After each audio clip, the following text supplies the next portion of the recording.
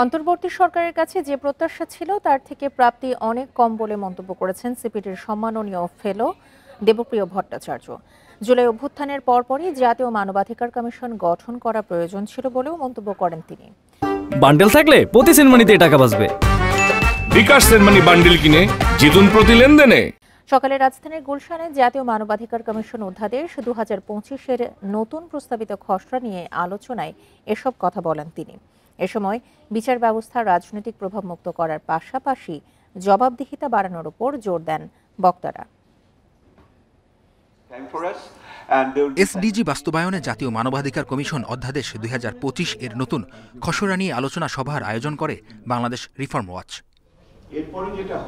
আলোচনায় উঠে আসে আন্তর্জাতিক মানদণ্ডে মানবাধিকার কমিশন গঠন, কার্যপরিধি, স্বাধীনভাবে কার্যক্রম পরিচালনা এবং প্রতিরোধমূলক ব্যবস্থা গ্রহণের বিষয়গুলো।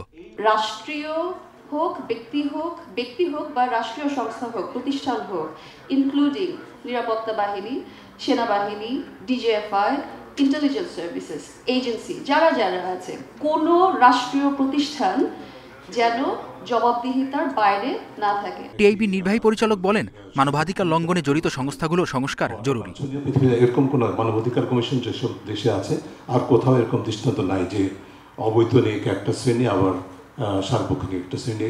এটা কমিশনের মধ্যে বৈষম্যমূলক এবং কমিশন বাস্তবে কাজ করতে পারে না যে সমস্ত কারণে, তার মধ্যে পারেনি যে সমস্ত কারণে, তার মধ্যে এটা অন্যতম। সমাজের নারী ও পিছিয়ে পড়া জনগোষ্ঠীর প্রতিবন্ধকতার কথা তুলে ধরেন নারী প্রতিনিধিরা। মানবাধিকার কমিশন নামের যে সংস্থাটা ছিল বাংলাদেশে, আপনারা বলছেন তাদের কার্যকারিতা ছিল, এমনও তাদের কার্যক্রম ছিল যেটা আসলে আমাদের বিচারের চাওয়ার যে জায়গাটা সেখানে মাঝে মাঝে বাধাগ্রস্ত করা হয়। সর্বক্ষেত্রে সর্বস্তরে নারীর প্রতি বৈষম্য বিলুপ্তি এবং নারী পুরুষের সমতা অর্জনের লক্ষ্যে পদক্ষেপ চিহ্নিতকরণ, এইটাই ছিল আমাদের মূল স্পিরিট। বিচার ব্যবস্থার রাজনৈতিক প্রভাবমুক্ত করার পাশাপাশি জবাবদিহিতা বাড়ানোর ওপর জোর দেন বক্তারা।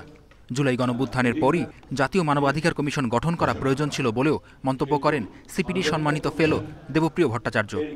আমরা একটি নখদন্তহীন কমিশন চাই না, যেই কমিশনটি কার্যকরভাবে মানবাধিকার রক্ষা করতে পারবে, এইরকম একটি কমিশন চাই। এরকম একটি নখদন্তহীন মানবাধিকার কমিশনের মাথায় একটি মেরুদণ্ডহীন ভালো মানুষকে বসিয়ে দিবেন না। মেরুদণ্ডহীন ভালো মানুষ কোনোদিন অন্য কোনো কারোর জন্য তার মেরুদণ্ড শক্ত করতে পারে না।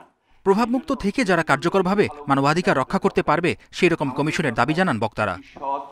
যে নীতিবান। মেহেদী হাসান, ইন্ডিপেন্ডেন্ট নিউজ, ঢাকা।